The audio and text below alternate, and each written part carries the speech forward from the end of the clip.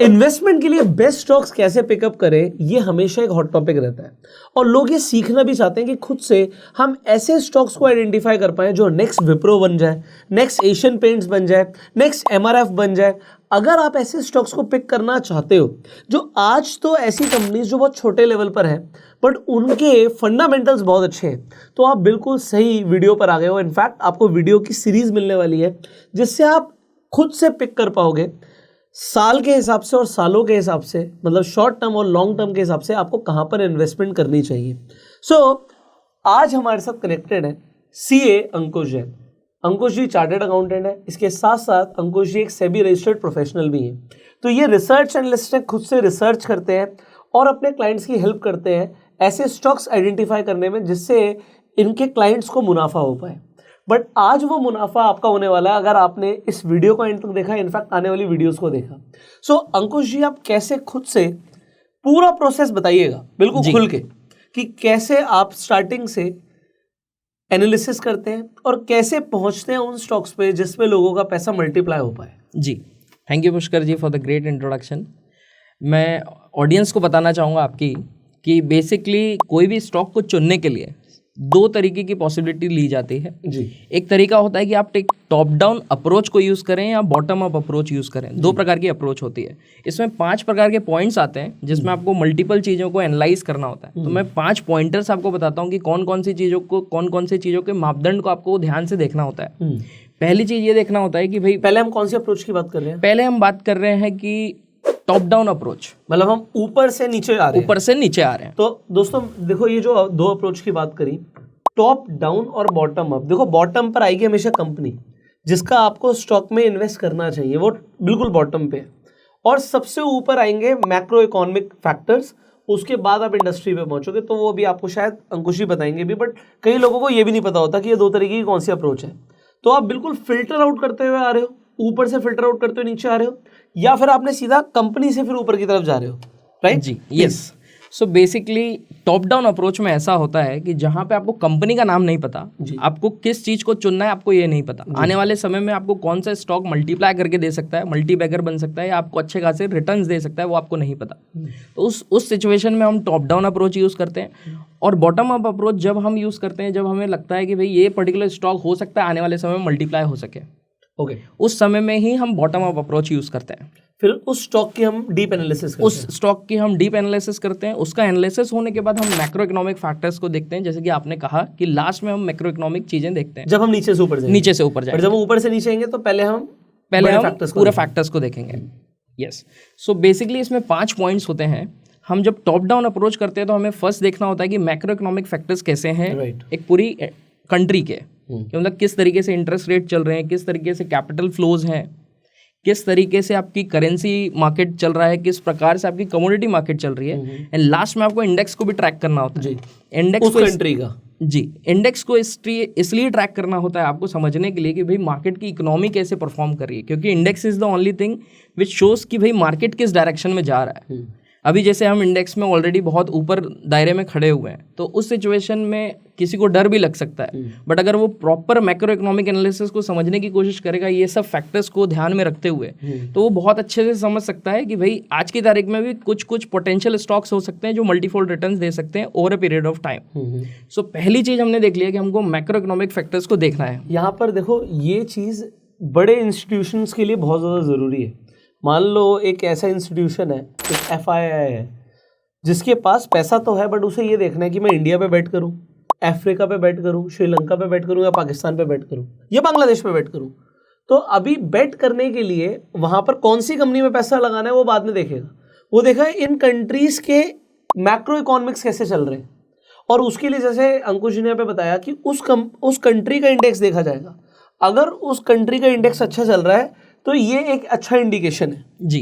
और इसके अलावा फिर बहुत सारे फैक्टर्स के नाम लिए गए कि जैसे कि करेंसी आप देखेंगे, करेंसी डेप्रिशिएट ज़्यादा तो नहीं हो रही, वहाँ पर किस तरीके से ग्रोथ हो रही है, तो बहुत सारी डेवलपमेंट प्रोस्पेक्ट्स भी देखे जाएंगे। तो ये हो गया मैक्रो इकोनॉमिक्स को स्टडी करना।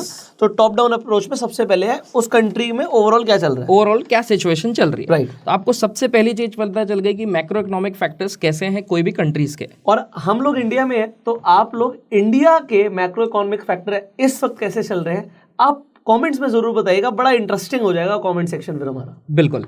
अब इसमें सेकंड पॉइंट आता है, आपको समझना होता है कि भाई कौन सी इंडस्ट्री हो सकती है जो आउट परफॉर्म कर सकती है over a period of time. क्योंकि आज की तारीख में कुछ इंडस्ट्रीज होगी जो सनशाइन इंडस्ट्री होगी और कुछ इंडस्ट्रीज होगी जो सनसेट इंडस्ट्रीज होगी।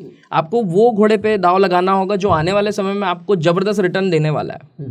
तो आपको ये समझना होगा कि भाई इंडस्ट्री एनालाइज करूँ मैं, कौन सी इंडस्ट्री हो सकती है जो बेहतर रिटर्न दे सकती है आने वाले समय में। इंडस्ट्री एनालिसिस के अंदर ही आ जाएगा आपका सेक्टर एनालिसिस, जहाँ पे आप सेक्टर वाइज चीज़ों को समझ पाएंगे कि भाई आने वाले समय में ये सेक्टर आउट परफॉर्म करना है या अंडर परफॉर्म करने वाला है। तो ये सेकंड चीज हो गई जहाँ पे हमें इंडस्ट्री एनालिसिस करना होगा काफी अच्छे तरीके से। यहाँ पे हमें लोगों को एग्जांपल देने चाहिए शायद, जैसे कि अगर आप सेक्टर पे बेट करते हो, अब अगर अगेन आपने देखा है इंडिया की मैक्रो इकोनॉमिक्स बहुत अच्छा एग्जांपल आपको लगा, ठीक है, उसके बाद आपने इंडस्ट्री स्पेसिफिक आप जा रहे हैं, तो इंडस्ट्री के अंदर आपको लगता है भाई ऑटोमोबाइल इंडस्ट्री बहुत अच्छी ग्रो हो सकती है, इंडिया की पॉपुलेशन बढ़ रही है, लोगों की पर कैपिटा इनकम बढ़ रही है, एग्जाम्पल लोगों की परचेसिंग पावर बढ़ रही है, तो अगर यहाँ पर जैसे जैसे लोग पैसा कमाएंगे वैसे वैसे गाड़ियाँ खरीदेंगे, एग्जाम्पल आपको लगा। अब उस इंडस्ट्री के अंदर भी ना जरूरी नहीं, ऑटोमोबाइल के अंदर बहुत सारी चीज़ें आ जाती हैं, तो अगर आप उसमें और स्पेसिफिक होना चाहेंगे तो हो सकता है आप देखेंगे टायर बहुत बिकेगा, बैटरी बहुत बिकेगी, या ओवरऑल कोई कंपनी गाड़ी बेच रही है वो बहुत ज़्यादा बिकेगा, या कोई उसका पार्ट ऑटोमोबाइल का पार्ट बहुत ज़्यादा बिकेगा। तो ये आपको थोड़ा सा एनालिसिस करनी पड़ेगी। तो ये हो गया हमारा इंडस्ट्री और सेक्टर जी। इसी तरीके से आपको लगता है कि बैंकिंग सेक्टर बहुत अच्छा जाएगा तो फिर आप बैंक्स की तरफ भी ध्यान दे सकते हो, और ऐसी IT सेक्टर हो गया, फार्मा सेक्टर हो गया, तो ये सेक्टर्स के एग्जाम्पल है। इसी में मैं एक और चीज़ ऐड करना चाहूँगा पुष्कर जी, कि जैसे हम जब ये एनालाइज करते हैं तो हम इसमें अगर देखना चाहें एग्जांपल के तौर पे, मैं एक और एग्जांपल ऐड करना चाहूँगा कि जैसे सनशाइन इंडस्ट्री अगर हम देखते हैं तो एक एडवाइजरी इंडस्ट्री एक ऐसी है जो सनशाइन इंडस्ट्री है, और सनसेट इंडस्ट्री तो नहीं बोलेंगे बट पीक में ऑलरेडी पहुंच चुकी है आपकी स्टॉक मार्केट की इंडस्ट्री, जहां पे डीमेट अकाउंट बहुत सारे खुल चुके हैं, आने वाले समय में बहुत खुलने वाले हैं, बट वो डेंसिटी से नहीं खुलेंगे जिस डेंसिटी से आज तक खुल चुके हैं आफ्टर कोरोना। बट अब एडवाइजरी एक इंडस्ट्री ऐसी होने वाली है जो सनशाइन इंडस्ट्री है, जो एक नेक्स्ट लेवल पे लेके जाने वाली है पर्टिकुलर इंडस्ट्री को। एक एग्जाम्पल यहाँ पे ऐड करना चाहूँगा। अगर हम कोल को देखें तो अब एक कोल की इंडस्ट्री है जहाँ पे हम बायोफ्यूल्स के ऊपर डिपेंडेंट हैं, तो कोल हो गया या फिर और जो आपके बायोफ्यूल वाले प्रोडक्ट्स हैं, तो एक वो इंडस्ट्री मेरा बोलना ठीक नहीं रहेगा, आपका बोलना फिर भी ठीक रहेगा कि आप बताइएगा कि वो सनराइज में जाएगी या सनसेट में जाएगी। बट एग्जांपल के लिए EV की हम बात करें कि या फिर सोलर की हम बात करें तो वो एक सनराइज इंडस्ट्री के अंदर आ सकता है। जी बिल्कुल, सनराइज इंडस्ट्री में EV बिल्कुल आ सकता है, और ऐसी काफ़ी सारी चीज़ें हो सकती है जो सनशाइन इंडस्ट्री में आ सकती है। सनसेट में कोल आप बोल रहे हैं 50% सही भी हो सकता है, 50% इनकरेक्ट भी हो सकता है, क्योंकि alternative source of resources use हो सकता है। सो आने वाले समय में, आने वाले भविष्य में क्या होगा अपने को नहीं पता है। सो इसी में अगर हम आगे जाते जाएं तो थर्ड चीज़ होती है आपको situation analysis of a company करना होता है, जहाँ पे आपने सेक्टर भी एनालाइज कर लिया, इसके पहले इंडस्ट्री भी एनालाइज कर लिया, तो आपको पता चल चुका है भाई मुझे ये इंडस्ट्री और ये सेक्टर में पैसा लगाना है। अब आपको आगे जानना है कि भाई इसमें स्टॉक कैसे चुनूँ मैं, कौन सा बेस्ट स्टॉक हो सकता है जो मुझे आगे जाके अच्छा खासा रिटर्न दे सकता है। तो यहाँ पे बात आ जाती है कि आपको सेक्टर मिल चुका है, इंडस्ट्री मिल चुकी है, अब ये इंडस्ट्री में टॉप परफॉर्मिंग स्टॉक कौन सा हो सकता है, तो आपको उसमें चेक करना है कि भाई लीडर कौन सा है इस पर्टिकुलर इंडस्ट्री में। इस पर्टिकुलर इंडस्ट्री में अगर लीडर आपको मिल जाता है, लीडर मिलने के बाद आपको देखना है कि उसकी प्रॉक्सी कंपनी कौन सी है, जो छोटी कंपनी है आज की तारीख में, जिसका मार्केट कैप काफ़ी छोटा है, बट आने वाले भविष्य में वो उस लीडर के पास पहुंचने की कोशिश कर सकती है।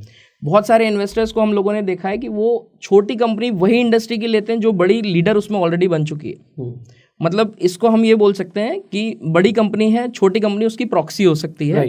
और सिमिलर एग्जांपल देना पड़ेगा तब लोगों को समझ आएगा। जी, तो मैं एग्जांपल के तौर पे अगर बोलना चाहूँ तो जैसे अगर आप ITC देखते हैं, ऑल्दो उनका बिजनेस सिगरेट्स वगैरह का मैन्युफैक्चरिंग का है, सो ITC की सिनोनिम अगर हम कंपनी देखेंगे तो VST इंडस्ट्रीज होती है।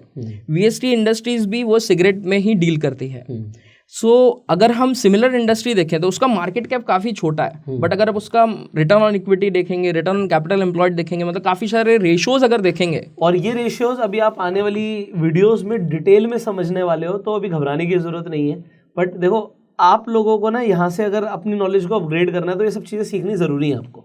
जी बिल्कुल, ये काफ़ी ज़रूरी है, क्योंकि आप अपना बहुत मेहनत से कमाया हुआ या बचाया हुआ पैसा आप मार्केट में लगाने वाले हैं। सो ये तीन चीज़ों हमने देख ली। इसी में एक और चीज़ आती है कि आपको कंपनी का मैनेजमेंट कैसा है वो समझना होता है। क्योंकि जब तक आपको मैनेजमेंट नहीं पता होगा, तो एक तो रेशियो एनालिसिस, दूसरा मैनेजमेंट होगा। सिचुएशन एनालिसिस में आपको नहीं, फाइनेंशियल एनालिसिस के जो रेशियो एनालिसिस वो बाद में आएंगे। सिचुएशन एनालिसिस में आपको सबसे पहले देखना कि कंपनी का मैनेजमेंट कैसा है। तो हम पहले अभी सबसे पहले सिचुएशन एनालिसिस कर रहे हैं कंपनी की। जी, कि कंपनी की सिचुएशन कैसी है और उसमें मैनेजमेंट कैसा है, क्योंकि अल्टीमेटली मैनेजमेंट के जो लोग हैं वही डिसाइड करेंगे कि ये कंपनी का फ्यूचर प्रॉस्पेक्ट कैसा हो सकता है। अगर अच्छा मैनेजमेंट होगा तो वो नेक्स्ट लेवल पे लेके जाएगा, और अगर उतना अच्छा मैनेजमेंट नहीं होगा तो हो सकता है उसके स्केल होने के चांसेस और पॉसिबिलिटी थोड़ी कम हो। जी। सो उसमें हम काफ़ी सारे डायरेक्टर्स लोगों का बैक रिकॉर्ड देखेंगे, भाई उन्होंने कोई ऐसी कंपनी में काम किया है क्या जिसको नेक्स्ट लेवल पे लेके गए हो। जैसे एग्जाम्पल के तौर पे एक कंपनी में बताना चाहूँगा, एक हैप्पीएस्ट माइंड कंपनी है जिसके डायरेक्टर्स पिछली वाली बहुत बड़ी कंपनी को क्रिएट कर चुके थे। वो आज की तारीख में हैप्पीएस्ट माइंड को लेके आए। सो वो कंपनी में अगर वो काम कर रहे हैं तो उन्हें हर चीज़ पता है कि वो कंपनी को नेक्स्ट लेवल पे कैसे लेके जा सकते हैं हैप्पीएस्ट माइंड को। ये एडवाइस नहीं है यहाँ पे, बट मैं एग्जाम्पल के तौर पे यहाँ पे ऐड करना चाह रहा था। अब इसी में हम आगे बढ़ते हुए देखते हैं तो चौथा पॉइंट आता है financial analysis. Right. Financial analysis में हम काफ़ी सारे रेशियोज को समझने की कोशिश करते हैं कि भाई कौन से ऐसे रेशियोज होते हैं, स्टैंडर्ड रेशियोज, जिसे हमें देखना ही देखना है इन्वेस्टमेंट करने का आगे सोचने के पहले। राइट। जब तक हम रेशियोज नहीं देखेंगे तब तक हम डिसाइड नहीं कर सकते कि भाई ये कंपनी एक्चुअल में अच्छी है कि नहीं है। मतलब आपको एक क्लैरिटी आ गई, मैनेजमेंट बहुत अच्छा है, यहाँ तक आपके पूरे फिल्टर्स चेक हो चुके हैं कि भाई मेरी चेकलिस्ट में ये भी टिक हो चुका है, ये भी टिक हो चुका है, ये भी टिक हो चुका है। अब मुझे सिर्फ रेशियोज देखना है। एग्जांपल ले लेते हैं, अभी आपने आईटीसी की कंप्यूटर की बात करी, तो कंप्यूटर की हम सारे रेशियो एनालिसिस कर लेते हैं। बिल्कुल, हम यहाँ पे समझ आ जाएगा। बिल्कुल, हम यहाँ पे ये कर लेते हैं। उसके पहले मैं टॉप डाउन अप्रोच में हम जा रहे थे, तो इसमें पांचवा पॉइंट क्या आता है मैं बताना चाहूंगा, जहाँ पे वो टॉप डाउन अप्रोच क्लोज हो जाएगी। पांचवा पॉइंट हमारा ये आता है कि हमें वैल्यूएशन चेक करना होता है कि कंपनी ओवर वैल्यूड है, अंडर वैल्यूड है। जब तक हम वैल्यूएशन नहीं देखेंगे हम डिसाइड नहीं कर पाएंगे कि भाई ये कंपनी में एक्चुअली में इन्वेस्ट करना है कि नहीं करना है। सो ये टॉप डाउन अप्रोच के टोटल 5 पॉइंट होते हैं। यहाँ पर लोगों को एक सवाल और आएगा कि वैल्यूएशन हम कैसे चेक करें, आम आदमी कैसे चेक करें? वैल्यूएशन चेक करने के काफ़ी सारे तरीके होते हैं। सबसे आसान तरीका होता है, अगर किसी को चेक करना है तो वो प्राइस टू अर्निंग रेशियो के बेसिस में समझने की कोशिश कर सकता है, या अर्निंग यील्ड के, अर्निंग पर शेयर, मतलब अर्निंग का जो मल्टीप्लायर रहता है उसके बेसिस में भी समझने की कोशिश कर सकता है कि कंपनी अंडर वैल्यूड है या ओवर वैल्यूड है। काफ़ी सारे अलग तरीके भी होते हैं, जैसे कि फ्री कैश फ्लो मेथड होता है, वो काफ़ी कॉम्प्लिकेटेड होता है।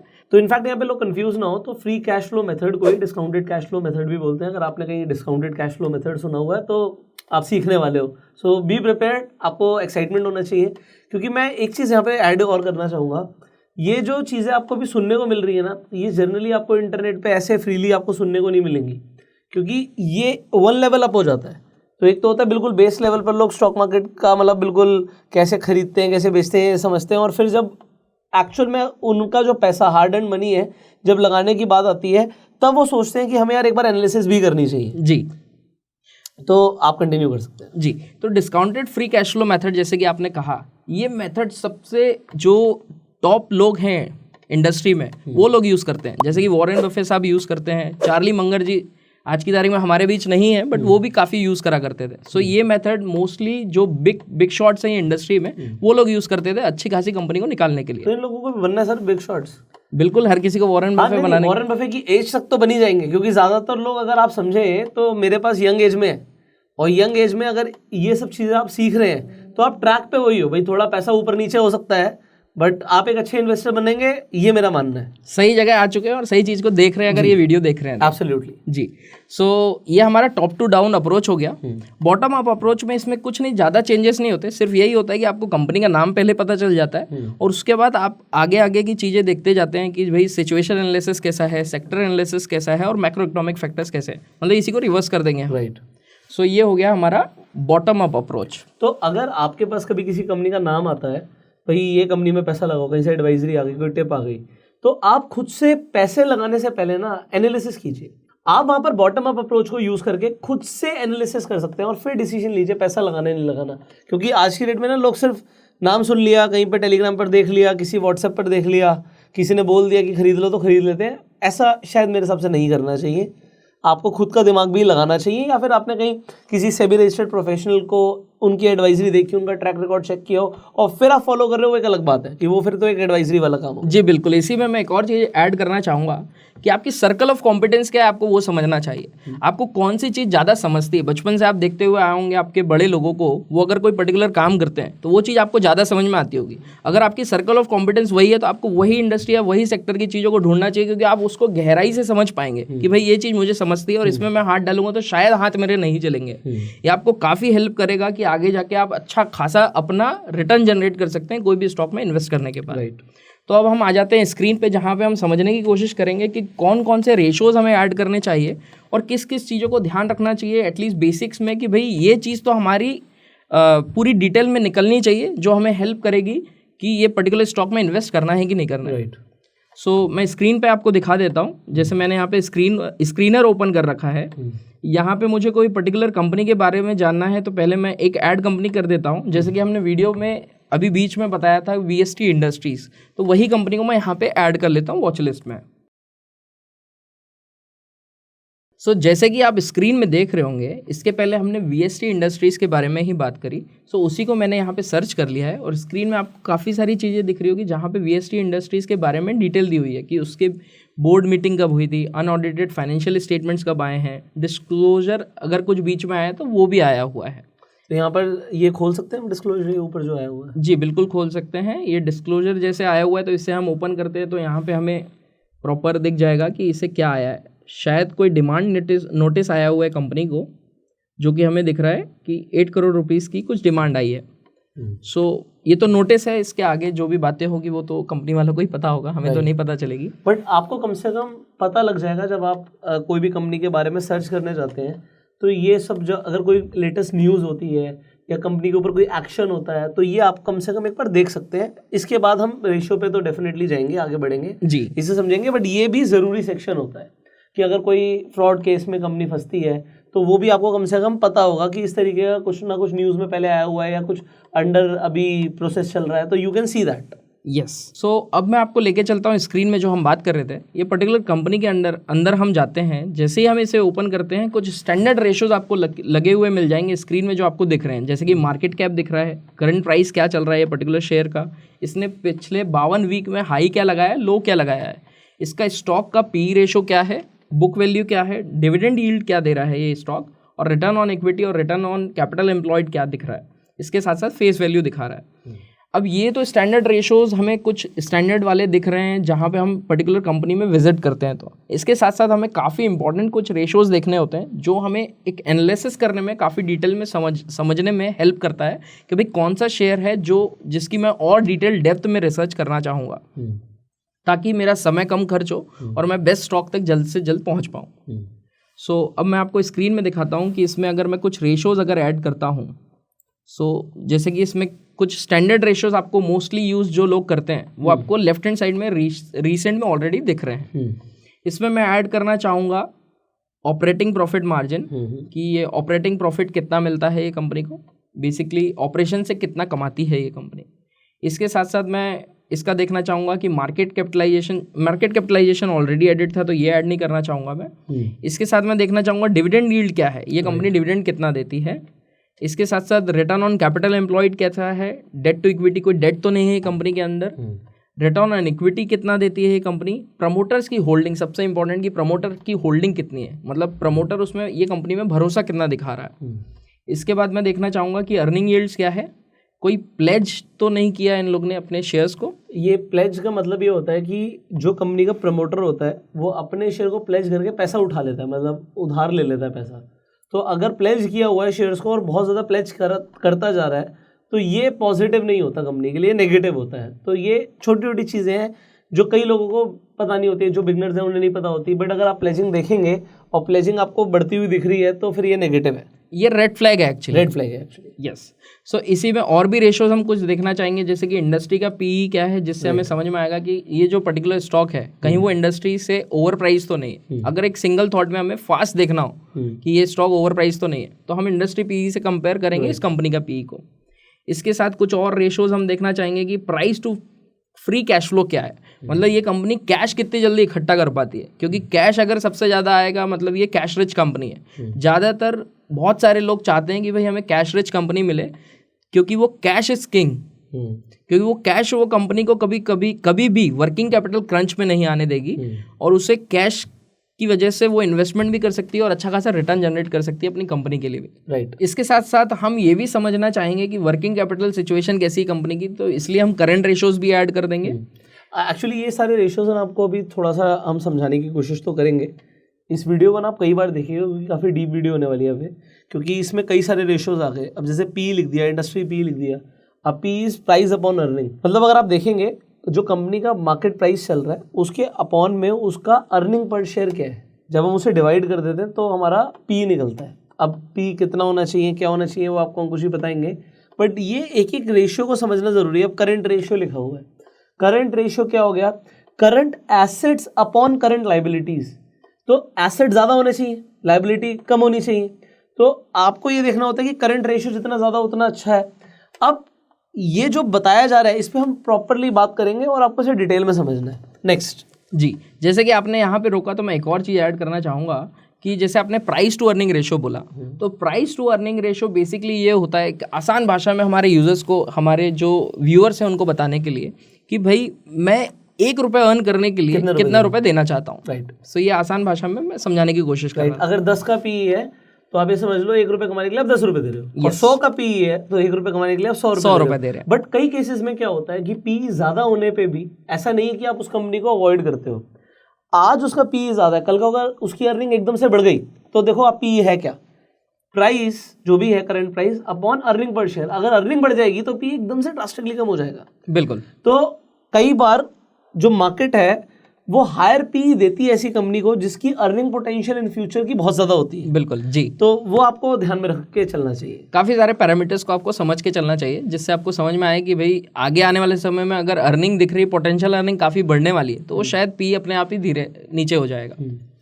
इसके आगे हम देखते हैं कि इंटरेस्ट कवरेज रेशो देखना होता है। ये रेशो जनरली वो कंपनी में देखना होता है जो कंपनी डेट लेके रख रही है। जिसने नहीं ली है उसमें आपको ये रेशो यूज़ नहीं होगा। ये अब सर ने ले लिया है, one of the main ratio मैं ऐसे देखता हूँ। अगर आप अदानी ऐसी कंपनी में इन्वेस्ट कर रहे हो तो आपको लग रहा होगा कि अदानी ने डेट बहुत ज़्यादा लिया हो एग्जाम्पल के लिए, बट यहाँ पर एक ही चीज़ है कि अगर आपको लग रहा है कि एक ऐसी कंपनी जो बहुत ज़्यादा सुर्खियों में है, डेट की वजह से सुर्खियों में है, तो आपको यहाँ पर ये चेक करना चाहिए कि उसका इंटरेस्ट कवरेज रेशियो क्या है। इसका मतलब ये है कि जो वो मतलब आप समझो कोई भी अगर लोन आता है तो वो ब्याज पर आता है, मतलब इंटरेस्ट पर आता है। उस इंटरेस्ट को चुकाने का उसका रेशियो आपको पता होना चाहिए, उस कंपनी का पोटेंशियल है या नहीं है। तो अगर इंटरेस्ट कवरेज रेशियो अच्छा है तो ये तो एक अच्छा फैक्टर, एक ग्रीन फ्लैग है। जी बिल्कुल। इसी में मैं एक और चीज़ ऐड करना चाहूँगा कि जैसे कि आपने वीवर्क अभी देखा होगा, वीवर्क क्या कर रहा था कि वो शॉर्ट टर्म लोन लेते जा रहा था और लॉन्ग टर्म उसकी लायबिलिटी बनते जा रही थी।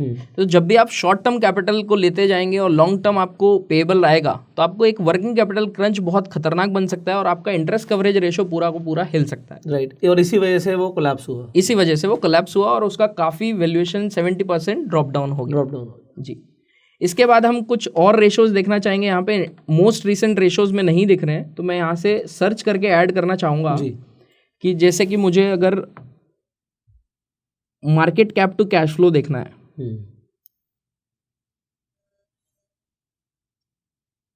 Market cap to cash flow, तो ये एक रेशो में लगाना चाहूँगा समझने के लिए कि भाई ये कैश कितना निकाल लेती है कंपनी। इसके साथ साथ प्रॉफिट ग्रोथ क्या है कंपनी की,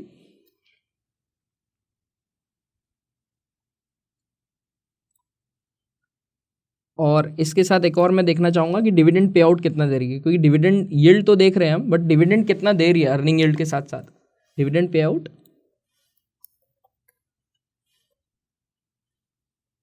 अर्निंग यील्ड ऑलरेडी लगा हुआ है। सो ये स्टैंडर्ड कुछ रेशोज हम देखना चाहेंगे जिसके बेसिस पे कंपनी को हम एनालाइज करने की कोशिश करेंगे। जैसे कि हमने वीएसटी इंडस्ट्रीज की ही बात करी थी, तो हम वही कंपनी को आगे डीप एनालिसिस करने की कोशिश करते हैं जिससे हमें समझ में आए कि वो कंपनी वाइबल है कि नहीं है, और अगर है भी तो ये रिकमेंडेशन नहीं है 100%। जी। सो अब हम चले जाते हैं अपने स्क्रीन पे जहाँ पे मैं वीएसटी इंडस्ट्रीज टाइप कर लेता हूँ। सो अब हम पूरे रेशोज को ऑलरेडी स्क्रीन में लगा चुके हैं जैसे कि आपको दिख रहे होंगे। सो यहाँ पे हम वीएसटी इंडस्ट्रीज को आगे लेके जाने की कोशिश करेंगे कि भाई ये पर्टिकुलर कंपनी कि अगर हमको फंडामेंटल अगर चेक करना है तो कौन कौन से रेशोज का क्या क्या इंपैक्ट हो सकता है। जैसे कि हमें यहाँ पे दिख रहा है ये पर्टिकुलर कंपनी का मार्केट कैप है 5000 करोड़ का आज की तारीख में, जिसका करंट मार्केट प्राइस चल रहा है 3283। 52 वीक्स में ये 3862 का हाई लगाया है। यहाँ पर बस मैं एक ही चीज़ बोलना चाहूँगा, कई लोग क्या करते हैं, वो ये सोचते हैं जैसे आईटीसी का शेयर है, अब आईटीसी का शेयर तो सस्ता है और यहाँ पर ये 3200 रुपये का है, तो लोगों को लगेगा यार आईटीसी का शेयर सस्ता है और इसका शेयर का प्राइस महंगा है, तो ये शेयर महंगा हो गया और वो शेयर सस्ता हो गया। ऐसा नहीं करना होता। अब अगर आप कहोगे भाई 10 ग्राम गोल्ड महंगा है या 1 किलो चांदी महंगी है ना, तो अब आपको वो 1 किलो लेकर आनी पड़ रही है, तब आप 10 ग्राम से कंपैरिजन कर पा रहे हो। तो कभी कभी क्या होता है 10 ग्राम वाली चीज़ भी महंगी हो सकती है। तो मतलब एक शेयर जो आपको लग रहा है 20 रुपये का है, वो 20 रुपये का भी महंगा हो सकता है और 3000 का भी सस्ता हो सकता है या 30,000 का भी सस्ता हो सकता है, डिपेंडिंग अगर आपने उसकी आगे की एनालिसिस सही करी तो मैं क्या कहना चाहता हूँ कि अगर आप लोहे को गोल्ड के भाव पे ले आओगे तो आप लुट जाओगे जी। तो आपको सस्ता नहीं देखना कि शेयर सस्ता कौन सा है, आपको ये देखना आपके पास कैपिटल क्या है और उसमें आप क्या खरीद सकते हो। सो बेसिकली आपको शेयर को प्राइस के भाव में नहीं समझना है कि प्राइस क्या चल रहा है उसके बेसिस में मैं शेयर को जज करूं। कई लोग कहते हैं ना कि मतलब यार ये तो 10 रुपये का ही शेयर है, बड़ा सस्ता शेयर है, और ये तो यार एमआरएफ यार 1 लाख का शेयर है तो बहुत महंगा शेयर है। तो एमआरएफ का 1 लाख का भी सस्ता हो सकता है और आपका 10 रुपये वाला भी महंगा हो सकता है। जो मैं बोल रहा हूँ उसे अब आपको अंकुश जी बताएंगे। जी बिल्कुल, क्योंकि वो कंपनी के फंडामेंटल्स पे डिपेंड करता है और कंपनी की फेस वैल्यू क्या है उस पर भी डिपेंड करता है। कुछ शेयर्स होते हैं जिसकी फेस वैल्यू 100 होती है, किसी की 10 होती है, किसी की 1 रुपये भी होती है। तो अगर फेस वैल्यू कम ज़्यादा रहेगी तो उसके बेसिस पे भी शेयर का प्राइस इंपैक्ट होता है। तो आपको शेयर के प्राइस को नहीं देखना। नहीं, आप फेस वैल्यू से एक बार फेस वैल्यू वाला कंसेप्ट पूरा बताओ ना, मतलब मेरे को भी बड़ा इंटरेस्ट है जानने में। ठीक है, आप मान लीजिए किसी कंपनी की यहीं पर इसकी कितनी 10 रुपये थी ना फेस वैल्यू। हाँ, इसकी 10 रुपये है, तो इसकी 10 रुपये है। अब एक बार अगर मैं यहीं पर आईटीसी की एग्जांपल दे देता हूँ। हाँ, आप दे दो आप। सो पुष्कर जी, आपको ये स्क्रीन में दिख रहा होगा कि यहाँ पे फेस वैल्यू 10 रुपीज़ की है जी। जनरली जो भी कंपनी लिस्टेड होती है वो 100 रुपीज़ या 50 रुपीज़ या 10 रुपीज़ या 1 रुपीज़ के डिनोमिनेशन में लिस्टेड होती है। जनरली कंपनी कोशिश करती है कि मैं 100 रुपीज़ की फेस वैल्यू में लिस्ट करूं, क्योंकि उसके आगे बेनिफिट्स उन्हें बहुत मिल सकते हैं। क्योंकि जब भी वो शेयर स्प्लिट लाना चाहते हैं तो उस समय उनको नंबर ऑफ शेयर्स लोगों को देने के लिए हेल्प मिलेगी। और दूसरी चीज़, वो लोग फ्री फ्लोट काफ़ी जनरेट कर सकते हैं, क्योंकि जितना शेयर का प्राइस कम रहेगा उतना पार्टिसिपेशन ज़्यादा होगा। जैसे कि आपको यहाँ पे एग्जांपल के तौर पे दिख रहा है कि 10 रुपीज़ की फेस वैल्यू है और करंट मार्केट प्राइस 3283 चल रहा है। अगर ये फेस वैल्यू 1 रुपये होती, मतलब कि 10 डिवाइडेड बाय अगर हम 10 करते हैं, आज कंपनी इसको 10 की जगह 1 करना चाहे तो कर सकती है। 1 रुपये के नीचे फेस वैल्यू नहीं जा सकती, नो डाउट, बट ये 1 रुपये अगर लेके जाएगी अपनी फेस वैल्यू को तो ये जो करंट प्राइस जो है 3283 की जगह 328 हो जाएगा। मतलब सीधा 10 गुना कम हो जाएगा। 10 गुना कम हो जाएगा। पब्लिक पार्टिसिपेशन बढ़ेगा, कंपनी पार्टिसिपेशन, लोगों का, पब्लिक का पार्टिसिपेशन काफी बढ़ जाएगा इसमें। सो बेसिकली क्या है, जो फेस वैल्यू का कॉन्सेप्ट है, ये लोग इसे इग्नोर ही कर देते हैं, इसे देखते नहीं कि फेस वैल्यू से हमें क्या फर्क पड़ता है। बट अगर आप किसी कंपनी का फेस वैल्यू 1 का देखते हो, एग्जांपल हम दिखा सकते हैं किसी का अगर इसका 1 का फेस वैल्यू ना हो। एग्जांपल के तौर पे जैसे हम वीएसटी इंडस्ट्रीज देख रहे हैं, सो यहीं पे एक आईटीसी देख लेते हैं। आईटीसी का फेस वैल्यू यहाँ पे 1 रुपये दिख रहा है, मेरा कर्सर दिख रहा है आपको यहाँ पे इसका फेस वैल्यू 1 रुपीज़। अगर ये 10 होता तो इसका करंट मार्केट प्राइस शायद 4500 होता, जो कि यहाँ पे करंट मार्केट प्राइस 450 दिख रहा है आज की तारीख में। बहुत शानदार जी। तो ये लोगों को बताना जरूरी था, मतलब कई बार लोगों को ये नहीं पता होता, तो फेस वैल्यू को तो जनरली लोग इग्नोर कर देते हैं। हम वीएसटी पे वापस आ जाते हैं जी, और हम यहाँ से आगे बढ़ सकते हैं। जी बिल्कुल। तो इसलिए मैं एक और चीज़ ऐड करना चाहूँगा कि लोगों को करंट मार्केट प्राइस क्या चल रहा है उसके बेसिस पे अपना जजमेंट नहीं बनाना चाहिए। कोई भी शेयर्स के लिए उसे प्रॉपर डीप एनालाइज करना चाहिए कि भाई फेस वैल्यू क्या है कंपनी की, और उसके बेसिस पे उनको पता चल सकता है कि भाव क्या है। तो अगर कोई कंपनी स्प्लिट करना भी चाहे, एग्जाम्पल एमआरएफ आज आपको दिखता है 1,11,000 रुपये के आसपास है जी, तो अगर वो आज फेस वैल्यू 10 पर खड़े हैं, अगर वो अपनी फेस वैल्यू 1 कर देंगे तो उनका शेयर भी 11,000 रुपये का हो जाएगा। तो लोगों का पार्टिसिपेशन काफ़ी बढ़ जाएगा। थोड़ा ना पैसे ही नहीं चाहिए वो चाहते नहीं कि मतलब आप ज़्यादा एमआरएफ खरीदो। जनरली जो ये ऑडियंस देख रही होगी, ज़्यादातर लोगों के पोर्टफोलियो में एमआरएफ नहीं होगा। एमआरएफ बिल्कुल नहीं, क्योंकि लोगों को लगता है एक ही शेयर तो आएगा, अगर 1 लाख भी डाल देंगे तो एक ही शेयर तो आएगा, इससे बढ़िया हम 100, 200, 500 किसी और कंपनी के शेयर खरीद लेते हैं। जनरली हर किसी की मेंटेलिटी यही होती है कि भाई मुझे ज़्यादा नंबर ऑफ शेयर्स मिल जाए तो ज़्यादा पैसा मेरे पास हो सकता है, बट वो मेंटेलिटी शायद गलत है। तो ऐसी मेंटेलिटी नहीं रखना चाहिए किसी को भी। राइट। इसके बाद हम आगे बढ़ते हुए देखते हैं तो डेट टू इक्विटी रेशियो इसका 0 है। डेट ही नहीं कंपनी में, डेट ही नहीं है कंपनी में। जितना डेट कम होगा उतना रिस्क वो कंपनी का कम होगा, क्योंकि डेट एक ऐसी चीज़ होती है जो एक लिवरेज ला देती है कंपनी में, जिस वजह से उसको हो सकता है कि जो वो कंपनी कमा रही है उसका बेनिफिट पूरा ना ले पाए, क्योंकि ज़्यादातर पैसा इंटरेस्ट में ही पे आउट में चला जाएगा बैंक्स को। राइट। इसके बाद अगर हम देखते हैं तो प्राइस टू बुक वैल्यू है जो कि इसका 4.57 है, जैसे कि इसका करंट प्राइस चल रहा है 3283 और इसका बुक वैल्यू चल रहा है 718। तो price to book value ratio 718 को आप 4.57 से मल्टीप्लाई करेंगे तो इसका करंट मार्केट प्राइस निकल जाएगा जो कि 3283 दिख रहा है। बुक वैल्यू जितनी ज़्यादा उतना बढ़िया है। हाँ, बुक वैल्यू जितनी ज़्यादा रहेगी उतना अच्छा रहेगा, क्योंकि price to book value ratio उस केस में कम आते जाएगा। जितना कम रहेगा उतना अच्छा है। तो प्राइस टू बुक वैल्यू जितना कम होगा उतना बढ़िया, और बुक वैल्यू जितनी ज़्यादा होगी उतना बढ़िया। बेसिकली इसका मतलब क्या होता है, आज आप इस शेयर को खरीद रहे हो, आप उसके लिए 3200 या 3300 रुपये दे रहे हो, आप 3280 रुपये आपने दे दिए, बट एक्चुअल में उसकी बुक्स में उस शेयर की क्या वैल्यू। अब ये कैसे पता लगता है, अगर आप आज उस कंपनी को बेचना भी पड़ जाए तो कम से कम इतना पैसा मिलने की उम्मीद है। सो अगर वो कंपनी बिकेगी तो अगर आपके उसका एक शेयर भी है तो आपको 718 तो मिलेगा। अगर ये ज़्यादा होता, मान लीजिए 2000 या 3000 होता, तो आप लगभग 3200 रुपये दे रहे हो और 3000 की तो बुक वैल्यू खड़ी हुई है। और एक ऐसे सिनेरियो भी हम आपको शायद सर डिस्कस करेंगे इन फ्यूचर, जहाँ पे आपको बुक वैल्यू ज़्यादा दिखेगी और करंट प्राइस कम दिखेगा। तो ऐसे शेयर्स आप अपने रेडार में रख सकते हो जी, ये एक अच्छी बाइंग हो सकती है। जी बिल्कुल, बाइंग अपॉर्चुनिटी अच्छी हो सकती है उस केस में। और एक और चीज़ इसमें मैं ऐड करना चाहूँगा कि बुक वैल्यू और करंट मार्केट प्राइस, इसको हम जितना कम रखेंगे उतना अच्छा रहेगा। मतलब जितने कम वाली कंपनी होगी उसे हम ढूंढेंगे तो वो काफ़ी अच्छा हो सकता है। प्राइस टू बुक वैल्यू जो यहाँ पर ये रेशियो की हम बात करें स्पेसिफिकली, कि यहाँ पे 4 का है, अगर आपको कहीं 2-1 का दिखे तो बहुत ही अच्छा है। जी, जैसे कि आपने यहाँ पे बोला कि भाई लिक्विडेट अगर कंपनी होती है, मतलब उसका लीगल टर्मिनोलॉजी अगर हम यूज़ करना चाहें तो जब कंपनी लिक्विडेट होती है तो उसकी बुक वैल्यू के हिसाब से 718 रुपीज़ आ सकता है, जो कि ये लास्ट फाइनेंशियल ईयर के बेसिस पे यहाँ पे लिखा होगा। लास्ट फाइनेंशियल ईयर मतलब कि 2023 का जो 31 मार्च का इसमें बुक वैल्यू निकाला होगा उस हिसाब से ये 718 का है, जो कि अभी नया फाइनेंशियल ईयर जब एंड होगा तो इसकी बुक वैल्यू चेंज हो जाएगी, क्योंकि बुक वैल्यू हमेशा ईयर ऑन ईयर में चेंजेस आते जाते हैं। जी, इसके आगे हम स्क्रीन में देखते हैं तो करंट रेशो है। करंट रेशो 1.49 का है, जो कि काफ़ी अच्छा है। आइडल इसका सिचुएशन 2 का होना चाहिए, बट ये 1.49 भी है, तो इस केस में भी ये कंपनी का काफ़ी अच्छा है करंट रेशो। करंट रेशो कैसे निकलता है ये अगर हम ऑडियंस को बताना चाहें तो उसमें बेसिकली ये होता है कि current asset divide by current liability. इसके बाद नेक्स्ट चीज़ हमें ये देखना चाहिए कि ऑपरेटिंग प्रॉफिट कंपनी क्या जनरेट कर रही है। इस केस में 361 करोड़ का ऑपरेटिंग प्रॉफिट है ये कंपनी को।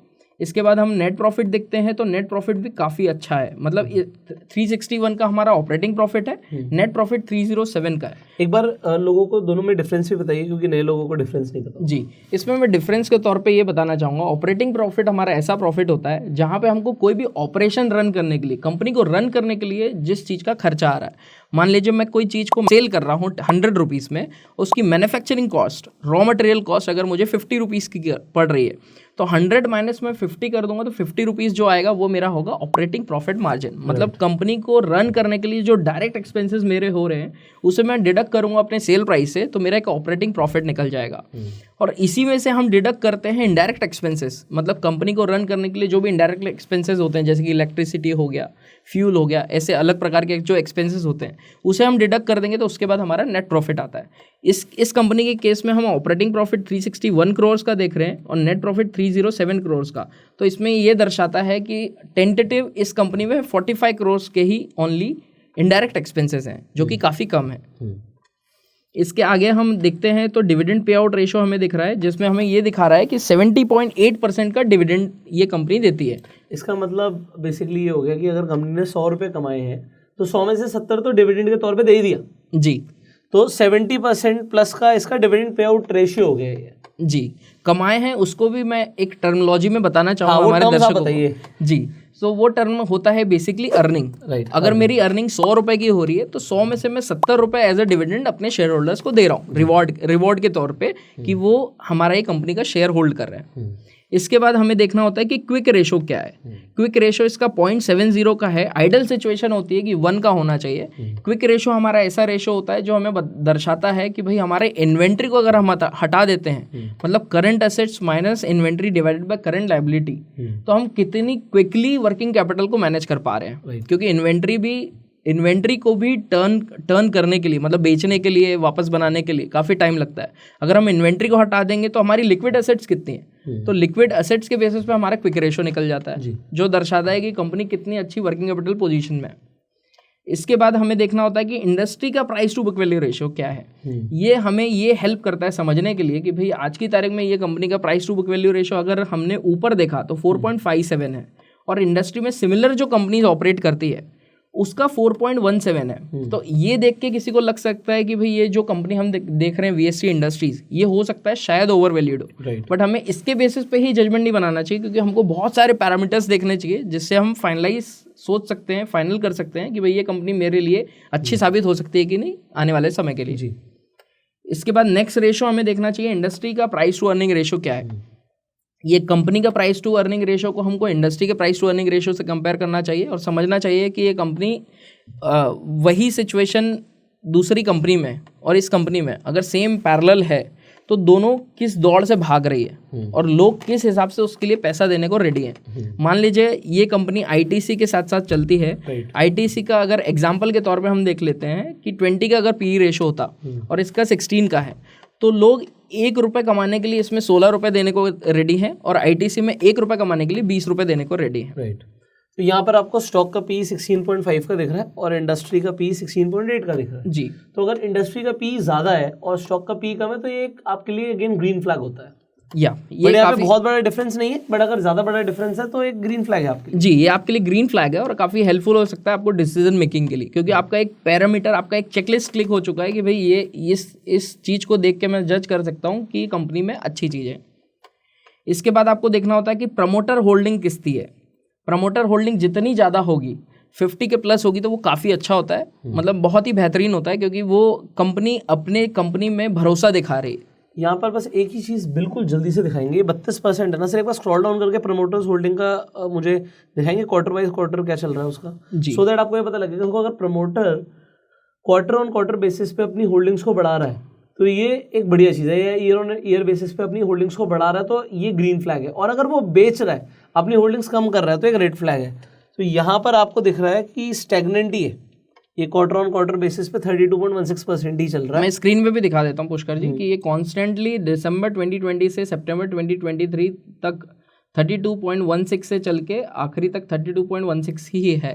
मतलब प्रमोटर जो है वो इसमें भरोसा दिखा रहा है और अपने शेयर्स को डाइल्यूट नहीं कर रहा है। इसके बाद मैं वापस से ऊपर में रेशोज़ में ले चलता हूँ, जहाँ पे हम काफ़ी रेशोज़ को डिस्कस कर रहे थे। सो मार्केट कैप का ऑलरेडी हमने ऊपर डिस्कस कर लिया था, तो वापस से हमको देखने की ज़रूरत नहीं है। इसके बाद ये ऑपरेटिंग प्रॉफिट रेशो है, ये काफ़ी इंपॉर्टेंट हो जाता है समझने के लिए। भाई ऑपरेटिंग कितनी ज़्यादा अच्छी है कंपनी की, जितना ज़्यादा ऑपरेटिंग प्रॉफिट रेशो होगा उतना ज़्यादा अच्छा है कंपनी के लिए। तो किससे ज़्यादा होना चाहिए? जैसे यहाँ पे 27 है, तो आपके हिसाब से क्या होना चाहिए? इसका कोई स्टैंडर्ड फार्मूला नहीं है ऑपरेटिंग प्रॉफिट का, बट सर्विस इंडस्ट्री में जो भी सर्विस इंडस्ट्री में ऑपरेट कर रहा है उसका ऑपरेटिंग प्रॉफिट 50% से ज़्यादा हो तो वो काफ़ी कंपनी अच्छी हो जाती है। और जो भी कंपनी मैन्युफैक्चरिंग में डील करती है उसका अगर 15-20 भी है तो वो भी काफ़ी अच्छा कहलाया जाता है, जैसे ये मैन्युफैक्चरिंग में है। तो इसका 27.1% ऑपरेटिंग प्रॉफिट है। ऑपरेटिंग प्रॉफिट भी कैसे निकाला जाता है? Operating profit divided by sales अगर हम कर देंगे तो हमारा ऑपरेटिंग प्रॉफिट निकल जाएगा। इसके बाद ये सबसे इंपॉर्टेंट रेशो होता है market cap to cash flow. Market cap to cash flow ये दर्शाता है कि भाई मुझे मार्केट कैप जो भी इसकी चल रही है, जैसे 5000 करोड़ की है, तो इस कंपनी के पास कैश कितना है। जितना ज़्यादा कैश होगा, जैसे आपने इसके पहले कहा था कि कंपनी अगर लिक्विडेट हो जाती है तो 718 रुपये के हिसाब से, 718 के हिसाब से कंपनी लिक्विडेट होगी तो पैसा मिल सकता है शेयर होल्डर्स को। तो ये कैश फ्लो दर्शाता है कि कैश फ्लो कल के तारीख में अगर लिक्विडेट होती है कंपनी तो कैश फ्लो जो है, कैश तो कहीं जा नहीं सकता। एक असेट की वैल्यू तो एप्रिशिएट और डेप्रिशिएट हो सकती है। आज की तारीख में कोई फिक्स्ड असेट्स की वैल्यू हो सकता है 1000 करोड़ की हो और आने वाले 1 साल के बाद डेप्रिशिएशन की वजह से हो सकता है वो 900 करोड़ की हो, तो वहाँ पे तो आपकी वैल्यू डेप्रिशिएट हो सकती है, बट कैश कभी डेप्रिशिएट नहीं हो सकता। कैश की वैल्यू इन टर्म्स ऑफ हमारे पास पड़ा हुआ है काफ़ी समय तक, तो इन्फ्लेशन की वजह से डिप्रिशिएट हो सकती है, बट कंपनी में जो कैश बैलेंस शीट में दिख रहा है वो कम नहीं हो सकता। तो ये market cap to cash flow जितना रेशो कम होगा उतना जल्दी कंपनी कैश के बेसिस पे अपने मार्केट कैप को जनरेट करने में हेल्प करेगी। मतलब कि कैश के बेसिस पे मार्केट कैप को जस्टिफाई करने की कोशिश करेगी। जितना कम रहेगा उतना ज़्यादा अच्छा रहता है। इसके बाद हम अगर देखते हैं तो कंपनी का कैश इक्विवेलेंट 39.5 करोड़ है और रिजर्व कंपनी के अभी 0 दिख रहे हैं। ऐसा क्यों? रिजर्व 1 करोड़ का भी नहीं है? रिजर्व हो सकता है कि लास्ट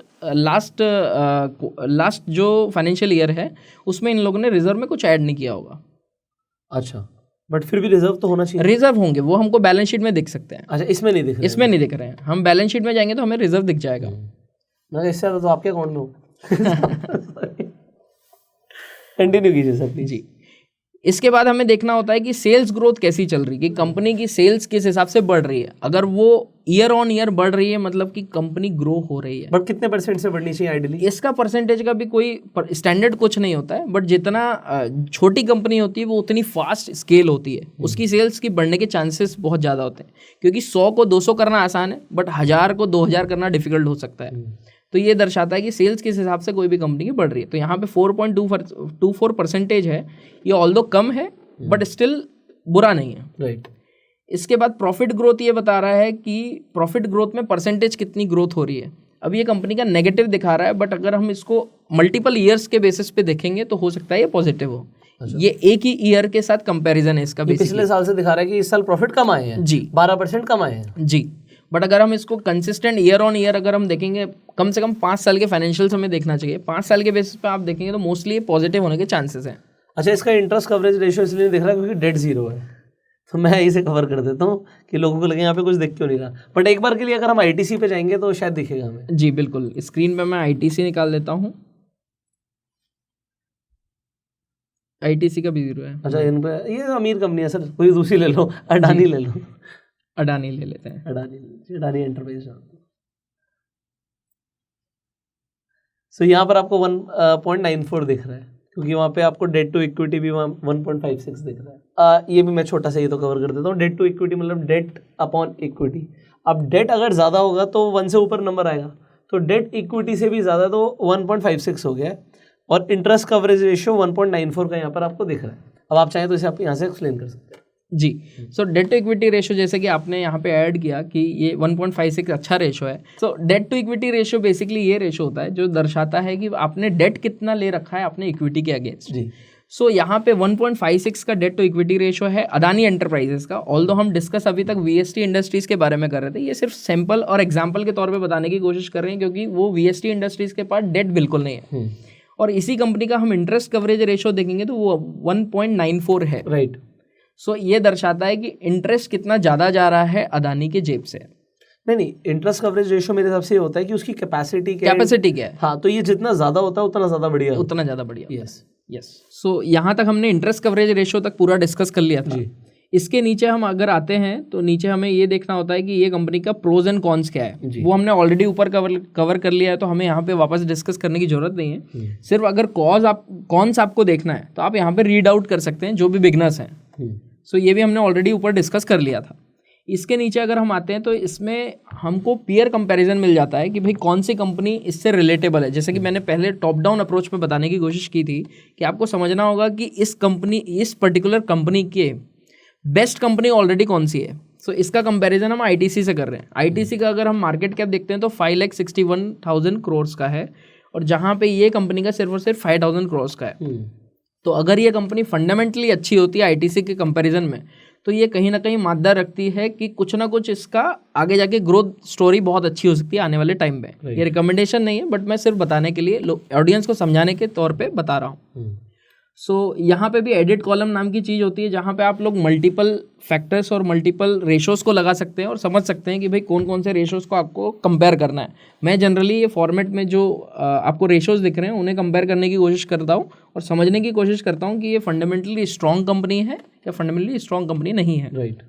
सो यहाँ पे आपको पूरी जितने भी ये बेसिकली आपको मल्टीपल कंपनीज मिल जाती है जिसको आप ये कंपनी के साथ कंपेयर कर सकते हैं। सो मैंने यहाँ पे इंट्रिंसिक वैल्यू लगा रखा है, बुक वैल्यू लगा रखा है, price to earning ratio, industry price to earning ratio, market cap क्या चल रहा है, रिटर्न ऑन कैपिटल एम्प्लॉयड क्या है, रिटर्न ऑन इक्विटी क्या है, रिटर्न ऑन इक्विटी पिछले साल क्या था, पिछले 3 साल में रिटर्न ऑन इक्विटी ये कंपनी क्या दे रही थी, रिटर्न ऑन इक्विटी पिछले 5 साल में क्या दे रही थी, debt to equity ratio, Graham price लगा लेता हूँ मैं समझने के लिए कि इसका वैल्यूएशन क्या आ सकता था, प्रमोटर होल्डिंग क्या है, और प्लेज तो नहीं किया है क्योंकि ये कॉशियस एरिया होता है अगर किसी कंपनी ने कुछ शेयर्स को प्लेज करके रखी हो तो।